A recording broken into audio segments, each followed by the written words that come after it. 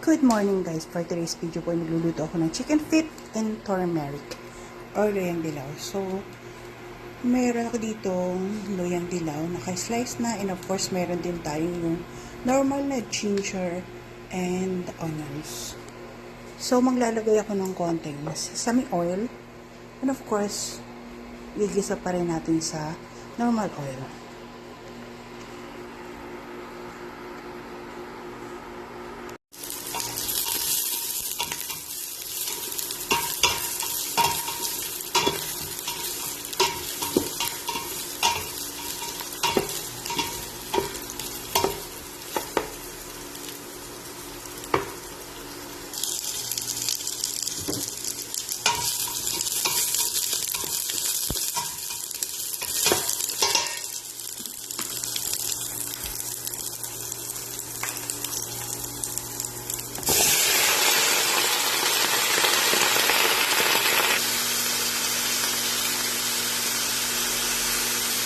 And then, lalagay natin yung maraming tubig.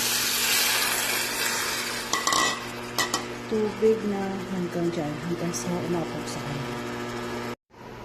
So, ganyan kadami yung ating tubig. Kailangan lagpas dun sa chicken feet. And then, magdadagdag tayo ng